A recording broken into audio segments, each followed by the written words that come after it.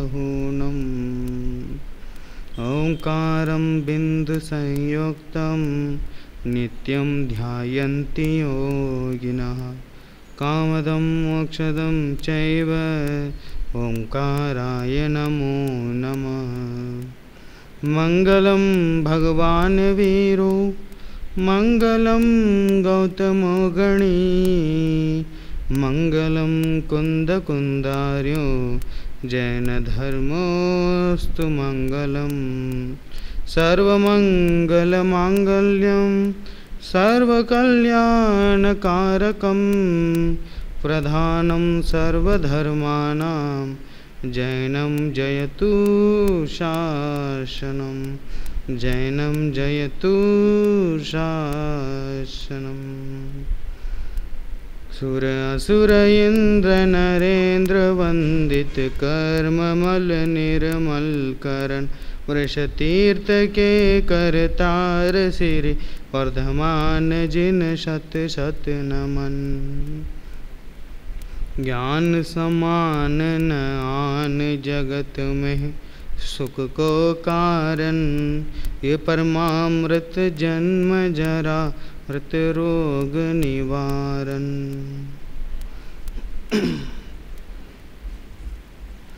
देव शास्त्र गुरु का स्वरूप विभिन्न पूजनों की जयमालाओं से समझ रहे हैं। कल युगल जी द्वारा रचित देव शास्त्र गुरु पूजन उसकी जयमाला, उसमें देव शास्त्र गुरु का स्वरूप क्या बतलाया गया है, इसकी चर्चा कल अपन ने की। देव को अविकारी कहा, जग में रहते हुए भी जग से न्यारे हैं, इस तरह कहा। और जिनवानी को स्यादवादमयी स्यादवाद रूप है, शुभ नए के झरने झरते हैं जिसमें, ऐसे जिनवानी को कहा। और गुरु का स्वरूप स्पष्ट करते हुए थोड़ी अधिक चर्चा की। जो गुरु हैं वो शाश्वत सुख दर्शक हैं और उनका अंतरंग बहिरंग दोनों को देख करके जग की नश्वरता का दिग्दर्शन होता है और वे सदा तत्वों के चिंतन में ही लीन रहते हैं, आत्मा का अनुभव करने को ही तत्पर रहते हैं। बाह्य परिस्थितियों से कोई लेना देना उन्हें नहीं है, बाह्य परिस्थितियों का मिलाप नहीं करते हैं। वे तो आत्मा के अनुभव से मिलाप हो जाएं, वर्तमान उपयोग का इतना ही प्रयास वे करते हैं, इससे अधिक कुछ नहीं करते हैं। अब जो दादा की पूजन है देवशास्त्र गुरु, उसकी जयमाला यहाँ से शुरू करते हैं। समय सार जिन देव है जिन प्रवचन जिन वाणी, नियम सार निर्ग्रंथ गुरु करें कर्म की हानि। समय सार जिन देव हैं, समय शुद्धात्मा, उसमें भी जो सारभूत हैं, ऐसे शुद्धात्म तत्व द्रव्य स्वभाव को जिन्होंने पा लिया है, ऐसे जिन देव। और जब अरहंत अवस्था में रहते हैं, तीर्थंकर अवस्था, उस वहाँ से जो दिव्य ध्वनि निखरती है वो जिनवानी के रूप में, इसलिए जिन प्रवचन जिनवाणी, नियम सार निर्ग्रंथ गुरु, आचरण के माध्यम से वो निर्ग्रंथ गुरु कर्म की हानि करते हैं सदा। आगे देखिए, देव का स्वरूप प्रारंभ करते हैं। है वीतराग सर्वज्ञ प्रभु तुमको ना अब तक पहचाना, अतएव पढ़ रहे हैं प्रभुवर 84 के चक्कर खाना। कहते हैं कि वीतराग सर्वज्ञ प्रभु तुमको न अब तक पहचाना। तो देव की बात चल रही है, तो देव का स्वरूप क्या है? वीतराग सर्वज्ञ, वीतराग जिन्हें राग द्वेष मोह आदि, वो राग में तीनों ही, राग द्वेष और मोह, तीनों से जो रहित हैं, सर्वज्ञ हैं, तीनों लोकों के समस्त पदार्थों को, समस्त द्रव्यों को, तो उनके जो तीन काल की पर्याय हैं उन्हें एक साथ जो जानते हैं, लोक अलोक सभी को तो एक साथ जो जानते हैं, ऐसे सर्वज्ञ और वीतरागी, एक साथ जानते हुए भी जिन्हें किंचित मात्र भी राग नहीं है, द्वेष नहीं है, मोह नहीं है, ऐसे भगवान को अब तक नहीं पहचाना। अतएव पड़ रहे हैं प्रभुवर 84 के चक्कर खान। अब वो भगवान को नहीं पहचाना, इसलिए 84 लाख योनियाँ हैं, कर्णान युग में जितनी योनियाँ बताई गई हैं, 84 लाख योनियों के माध्यम से जीव पैदा होता है, जन्म लेता है और वहाँ परिभ्रमण करता है। तो कह रहे हैं अतएव, इसलिए तो वो 84 के चक्कर खाना पड़ रहा है मुझे। अब वो भगवान को नहीं पहचाना, इसलिए 84 लाख योनियों में चक्कर खाना पड़ रहा है। लेकिन ये तो ऐसे ही कह रहे हैं, वास्तव में भगवान का स्वरूप नहीं समझ में आए। वास्तव में भगवान का स्वरूप अगर समझ में आता तो अपने भगवान आत्मा का स्वरूप भी समझ में आ जाता। इसलिए अगर वही समझ में नहीं आए तो अपना आत्मा का स्वरूप कैसे समझ में आए। इसलिए ये परिभ्रमण लगातार हो रहा है। अगर सच्चे देव की परिभाषा वहाँ पे उसमें कहा ना, उस जयमाला में अब तक न समझ ही पाया प्रभु सच्चे सुख की परिभाषा, तो वो उसमें अगर वो वितरागी है, सर्वज्ञ, इस तरह सच्चा स्वरूप समझ में आ जाता तो इस तरह उनसे दूसरी अपेक्षाएं नहीं करते और 84 लाख योनियों में चक्कर खाना नहीं पड़ता।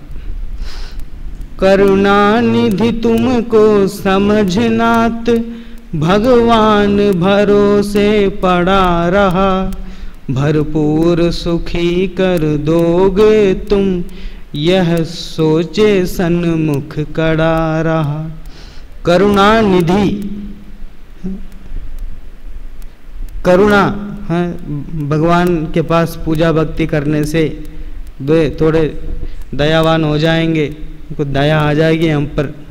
करुणा निधि तुमको समझनात, भगवान भरोसे पड़ा रहा, आपके भरोसे ही पड़ा रहा कि चलो ये काम हो जाएगा, यहाँ पूजन भक्ति करने से, ये विधान करने से, रोज मंदिर आने से, अभिषेक करने से, ये इत्यादि समस्त कामों, मतलब जो भी धर्म कार्य करता है देव के माध्यम से, उन सब कार्यों से ये क्या समझता है कि थोड़ी बहुत करुणा भगवान दिखा देंगे, इसलिए भगवान के भरोसे ही पड़ा रहा।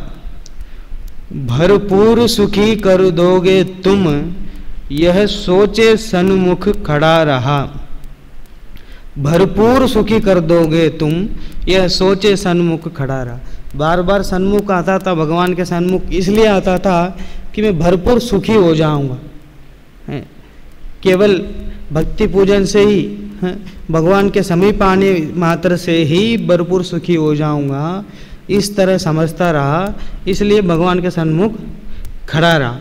ये 1-2 साल पहले की बात है। यहाँ पे रोज प्रक्षाल करता था मैं ऊपर, उस समय सुबह वो द्रव्य भी लगाता था और साथ में प्रक्षाल भी करता था। एक साधर्मी भाई आए थे, कहाँ, उत्तराखंड से थे वो शायद, तो वे भी साथ में अभिषेक करने आए। तो 1-2 दिन उन्होंने किया था, तो जब जाने को लगातार 3-4 दिन आए, साथ में किया उन्होंने अभिषेक। जब जाने के हुए वो अंतिम दिन अभिषेक करने के बाद, तो वहीं ऊपर वेदी में ही मुझे बुलाया और मुझे मतलब एक रहस्य बताया, मुझे रहस्य समझा उन्होंने उसको।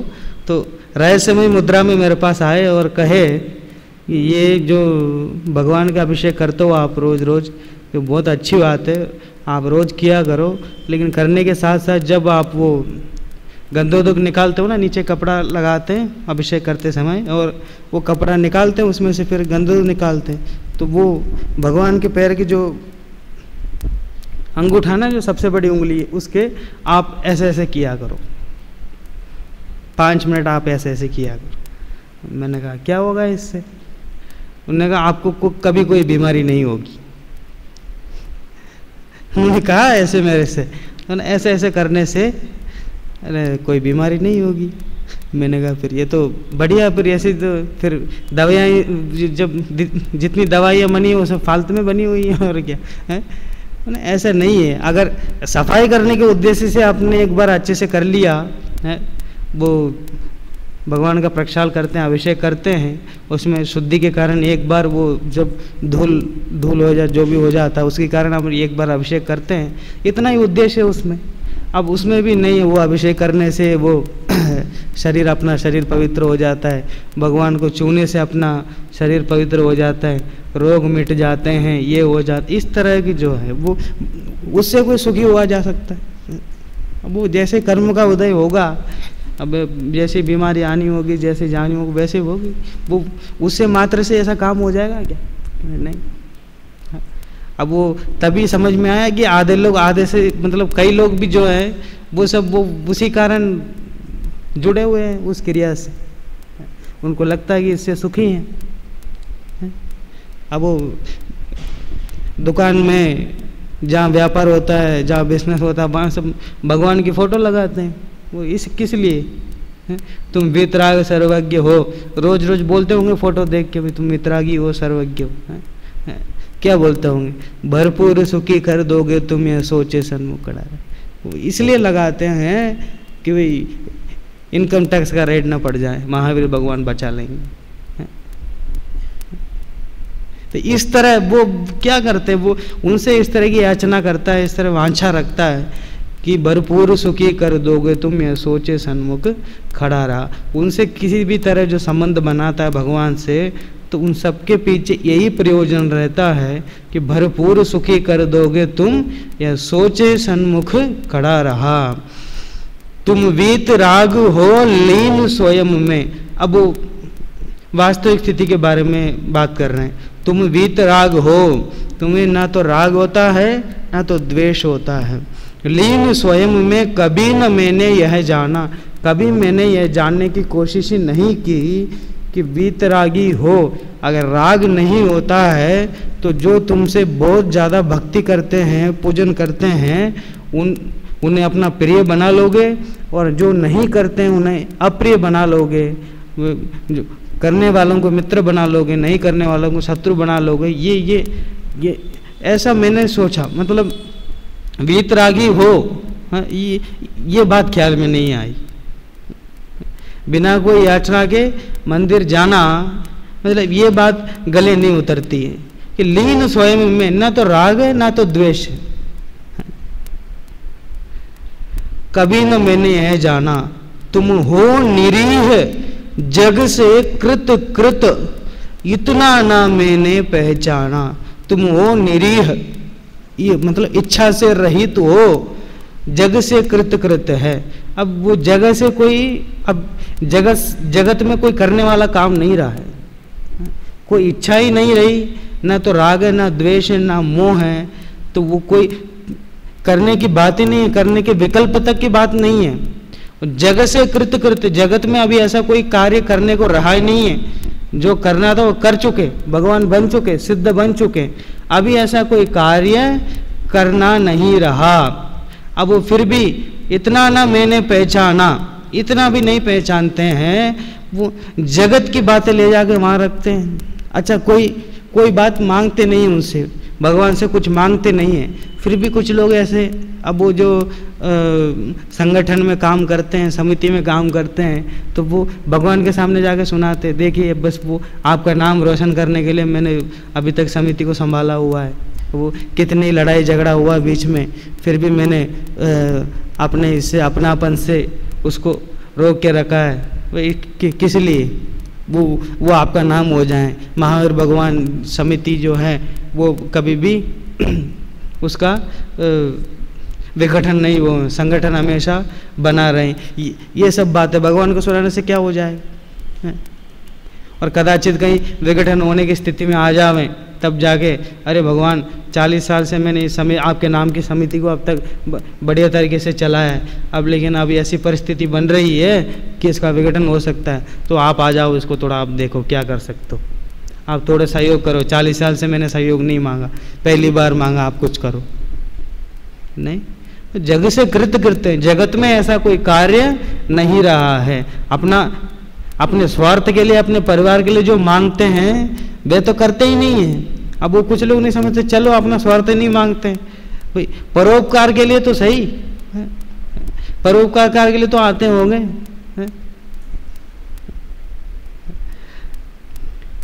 कह रहे हैं उसमें भी नहीं, इतना न मैंने पहचाना प्रभु वीतराग की वाणी में, जैसा जो तत्व दिखाया है, जो होना है सो निश्चित है, केवल ज्ञानी ने गाया है। वीतराग की वाणी में जैसा जो तत्व दिखाया है, जो होना है सो निश्चित है, केवल ज्ञानी ने गाया है। केवल ज्ञानी ने गाया है कि जो होना है निश्चित है। मतलब वो जो होना है, इसका मतलब ये नहीं कि केवल भविष्य को लेना है, जो होना था, जो हुआ, जो हो रहा है, जो होगा, सब कुछ निश्चित है। केवल ज्ञान के ज्ञान में, अनंत केवलियों के ज्ञान में पहले से सब कुछ झलक चुका है। सब कुछ क्या होगा क्या नहीं होगा सब कुछ निश्चित है। अब अकाल मरण की बात भी आई, उसके बाद मैंने उसके बारे में आज पढ़ा भी, लेकिन मम्मी नहीं है, अगर आए तो उस समय चर्चा करते हैं। जो होना है सो निश्चित है, केवल ज्ञानी ने गाया है। अब यहाँ पे कर्मंध पर्याय की बात क्यों कह रहे हैं? यहाँ पे अचानक बीच में कर्मंध पर्याय को क्यों कह रहे हैं?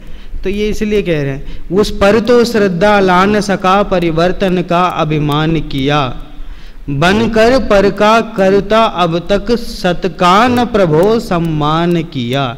कह रहे हैं कि यहाँ पे कर्मंध पर्याय की बात कहने के पीछे तात्पर्य यह है कि वो देव का सच्चा स्वरूप हम नहीं समझ पा रहे। वो वीतरागी हैं, सर्वज्ञ हैं, उन्होंने जैसा देखा है वैसा ही होगा, इस बात का हमें श्रद्धा नहीं है, इसलिए तो कुछ मांगते हैं, कुछ मांगते हैं, कुछ परिवर्तन करने की सोचते हैं। मेरा पुत्र मेरी बात नहीं सुनता है, उसकी अच्छी नौकरी नहीं है, उसको अच्छी नौकरी मिल जाए, वो आज्ञाकारी बन जाए, ये सब परिवर्तन की बात वहाँ जाके करते हैं ना। तो जो मैं तीर्थ यात्रा करता हूँ, मैं तो तीर्थ यात्रा करने वाला हूँ, ये बिना कोई संकट के पूरी हो जाए, ये सब परिवर्तन की तो बातें हैं। वहाँ जाके परिवर्तन की बात किस लिए करते हैं? तो कर्मंध पर्याय का ज्ञान नहीं है, भगवान पे भरोसा नहीं है। भगवान ने सर्वज्ञ जो सभी को जाना है, जो निश्चित है, तभी तो उन्होंने जाना, तो उन पर ही श्रद्धा नहीं है। इसलिए कह रहे हैं कि उस पर तो श्रद्धा ला न सका, परिवर्तन का अभिमान किया। मंदिर जाकर भी, धर्म क्षेत्रों में रहकर भी परिवर्तन का अभिमान किया, तो फिर केवल ज्ञान को कहाँ पहचाना है? केवल ज्ञान की बात को कहाँ माना है? बनकर पर का करता अब तक सत का न प्रभो सम्मान किया। सत जो सत्य है, वस्तु स्वरूप है, जैसा वस्तु स्वरूप है उसका सम्मान नहीं किया, अपना अभिमान करता रहा परिवर्तन का, और पर का कर्ता बनने की कोशिश की, इसलिए सत्य का सम्मान नहीं कर पाया, वस्तु स्वरूप का सम्मान नहीं किया। भगवान तुम्हारी वाणी में जैसा जो तत्व दिखाया है, स्याद्वाद नय अनेकांतमय समय सार समझाया है। स्याद्वाद रूप से अनेकांत, स्याद्वाद अनेकांत के कथन की अपेक्षा से समय सार को, आत्मा को समझाया गया है। उस पर तो ध्यान ध्यान प्रभु विखता में समय गंवाया है। उस पर तो ध्यान नहीं दिया, जिनवानी के मर्म को, उसकी सूक्ष्म चर्चाओं को, गूढ़ चर्चाओं को समझने में तो समय नहीं दिया।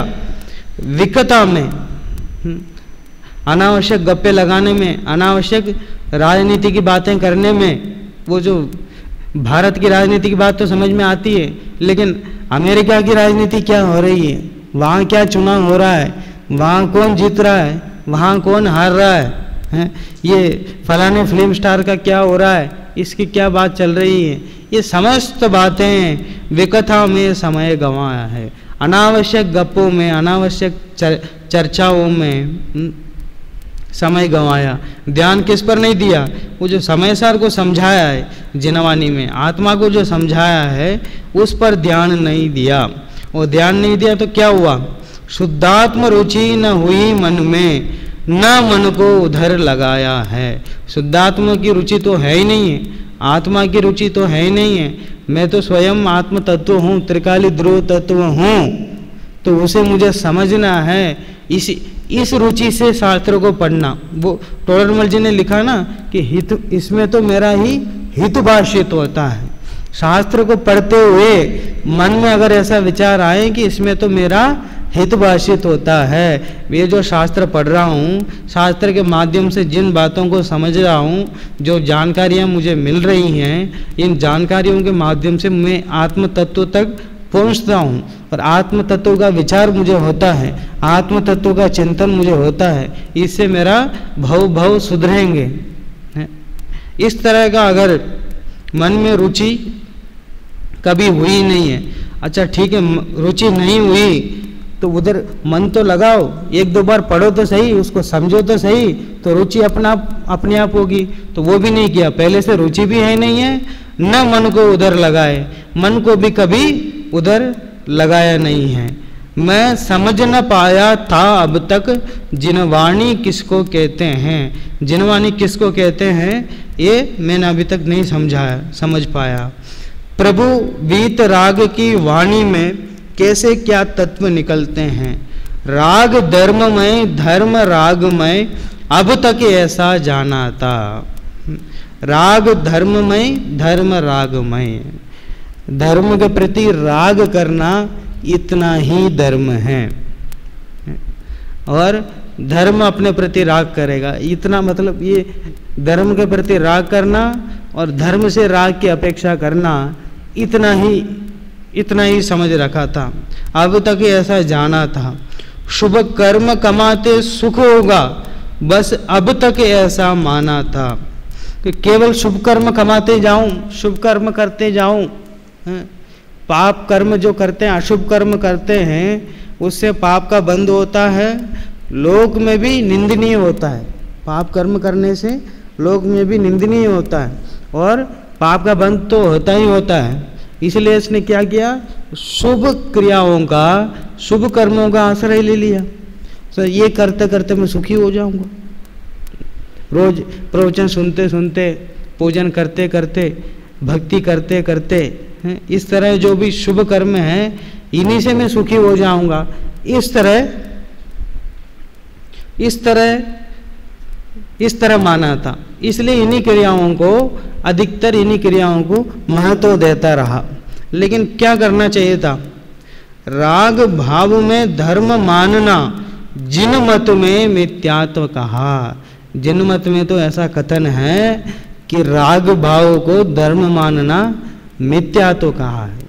बोलो, ये मतलब एक कुठार गाज जैसे,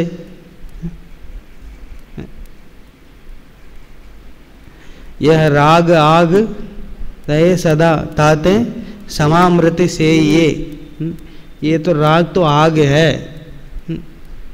ये सदा जलाने का ही काम करता है। इसलिए राग, जहाँ धर्म के प्रति भी राग हो तो भी क्या कहना चाहते, राग भाव में धर्म मानना, जिन बत में मिथ्यात्व कहा। क्या बात करते हो साहब, पूजा नहीं करें, भक्ति नहीं करें, प्रवचन नहीं सुने, धर्म के प्रति लगाव नहीं करें, दर्शनों में उलझ जाए, क्या चाहते हो आप। अरे राग नहीं करने की बात नहीं हो रही है, राग तो होगा। जैसे कर्म का उदय अपन सुबह पढ़ रहे हैं मोक्ष मार्ग प्रकाशक में, तो मौनी कर्म के उदय से सुख दुख की बुद्धि और उसके हिसाब से जो सहयोग वेदनी के, उस हिसाब से राग द्वेष तो होंगे। उसके लिए मना नहीं है कि नीचे फिर से पढ़ने की जरूरत है। राग भाव में धर्म मानना, राग भाव में धर्म मानना सो मिथ्या तो है।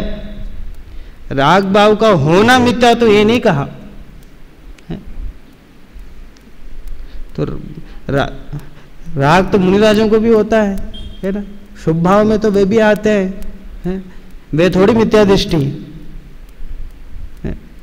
शुभ भाव में आने मात्र से थोड़ी मिथ्या दृष्टि हो जाते, नहीं, वे उसे धर्म नहीं मानते। धर्म कौन सा उनका, जब उस शुद्धोपयोग में लीन होकर आत्म धर्म का अनुभव करते हैं, आत्मा का अनुभव करते हैं, वो है वे उसे धर्म मानते।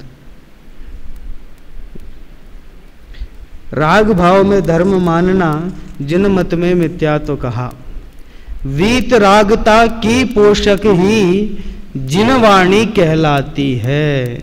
जिनवाणी पढ़कर भी राग द्वेष की बातें करें, राग द्वेष का पोषण करें, किसी को नीच दिखाने की कोशिश करें, किसी को ऊंच दिखाने की कोशिश करें, तो ये समझना है कि उसने जिनवाणी को समझा ही नहीं, पढ़ा ही नहीं।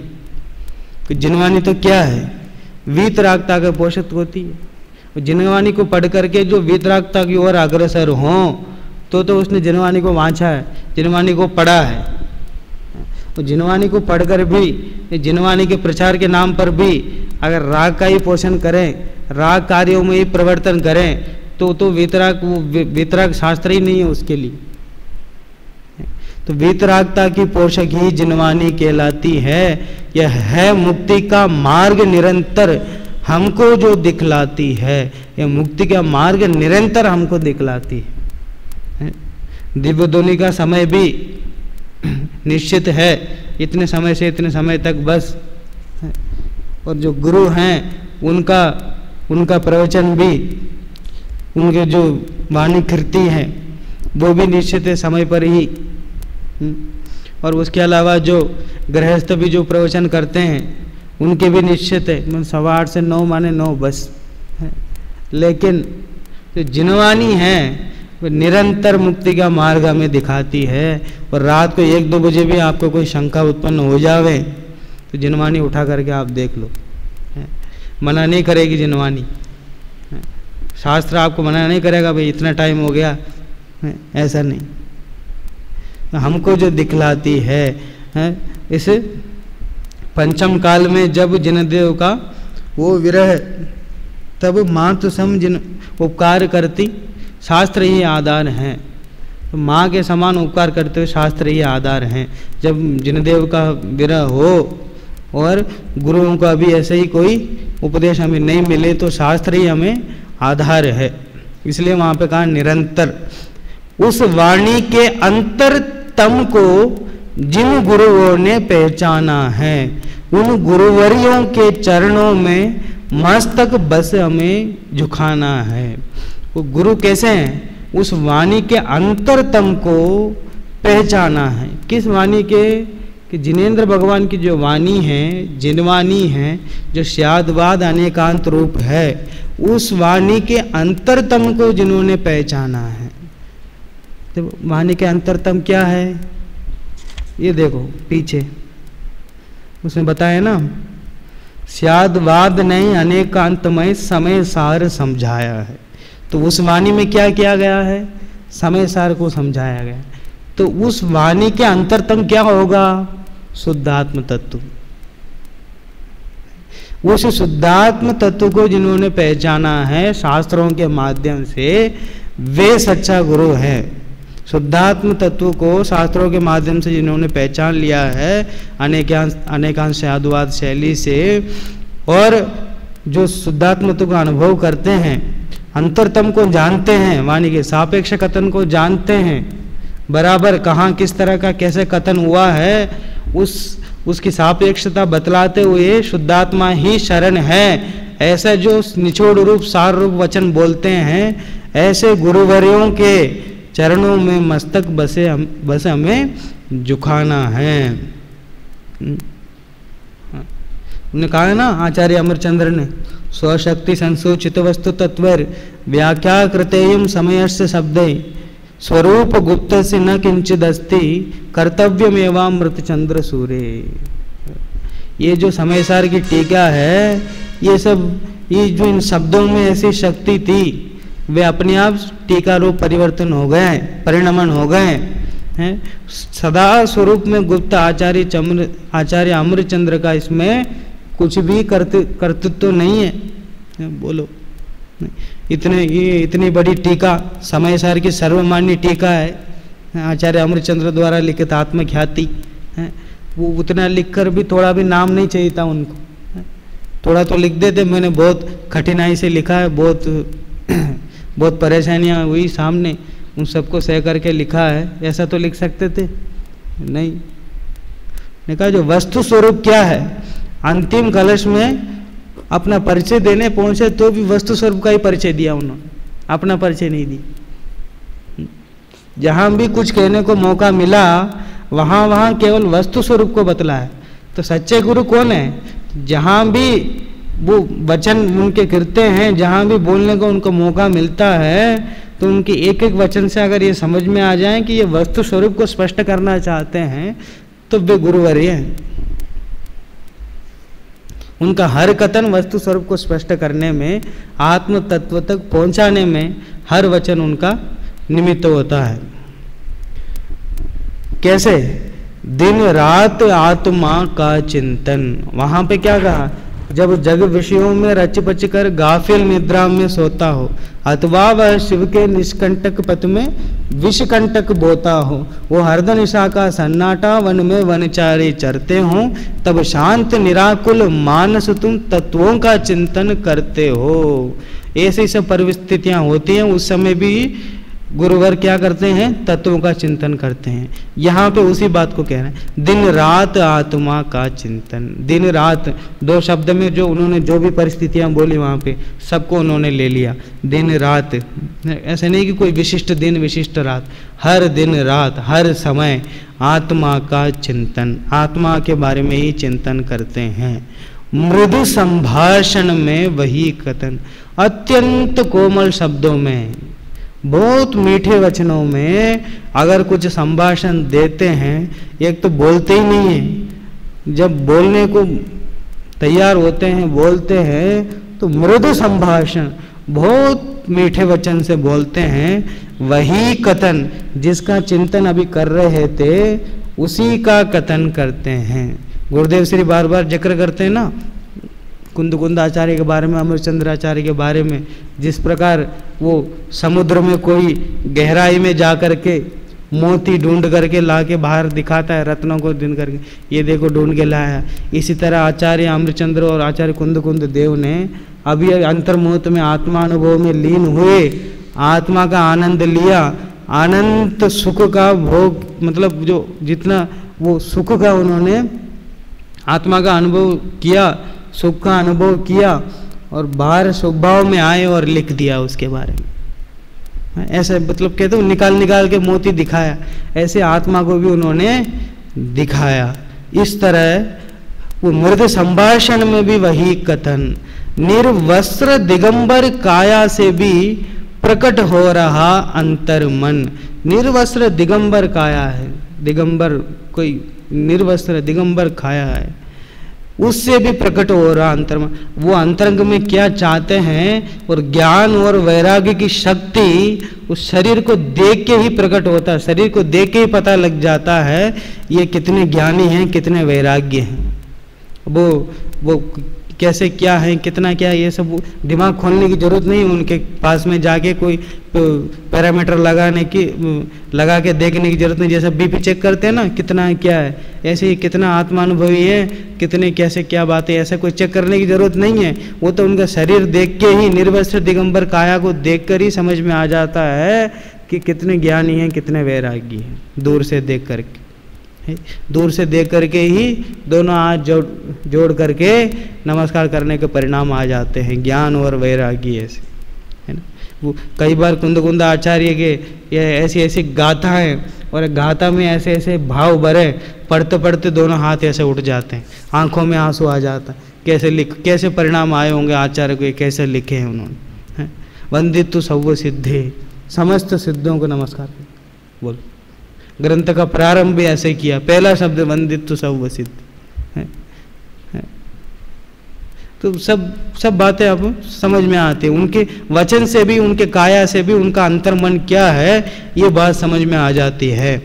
निर्ग्रंथ दिगंबर सदज्ञानी, परिग्रह से रहित दिगंबर सदज्ञानी, स्वात्म में सदा विचरित, जो अपने आत्मा में ही सदा विचरण करते हैं, ज्ञानी ध्यानी समरस सानी, ज्ञानी है ध्यानी है, आत्मा का ध्यान करने वाले हैं, समता रस का पान करने वाले हैं, द्वादश विध तप नित्य करते, जो 12 प्रकार के जो तप है वो नित्य करते हैं, चलते फिरते सिद्धों से गुरु चरणों में शीश झुकाते हैं। उन्होंने क्या उपमा दी, उन्होंने सिद्धों से, ऐसा लगता है मुनिराजों को देख करके कि सिद्ध चलते फिरते हों, सिद्धों के समान, जैसे सिद्ध समान सदापद में सिद्ध, जिस मार्ग में सिद्ध भगवान अग्रसर हुए उसी मार्ग में ये भी अग्रसर हैं, ये भी आगे बढ़ रहे हैं। इसलिए उनको देख करके ऐसा लगता है कि सिद्ध चलते फिरते सिद्धों से गुरु चरणों में शीश झुकाते हैं। और उन देख करके कैसी भावना होनी चाहिए हमारे अंदर, हम चले आपके कदमों पर नीति यही भावना भाते हैं, आपके ही कदमों में हम चलें नीति यही भावना भाते हैं। वो नमस्कार शुद्धात्म को, वो नमस्कार जिनवर वाणी, वो नमस्कार उन गुरुओं को जिनकी चर्या समरस सानी, जिनकी चर्या आचरण जो है वो समभाव को धारण करने वाला आचरण है। इस तरह उन्होंने देवशास्त्र गुरु का स्वरूप बतलाया। और देवशास्त्र गुरु के स्वरूप को समझने में हम कहाँ कहाँ गलती करते हैं उस विषय को भी उन्होंने समझाया।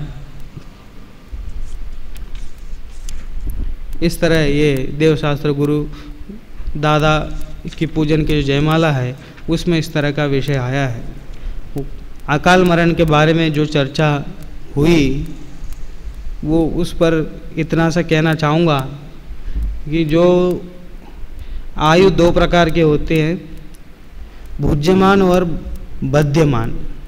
तो बुद्धिमान आयु माने जिस आयु का हम भोग कर रहे हैं, अभी वर्तमान में जिस आयु कर्म का उदय अभी चालू है वो बुद्धिमान है।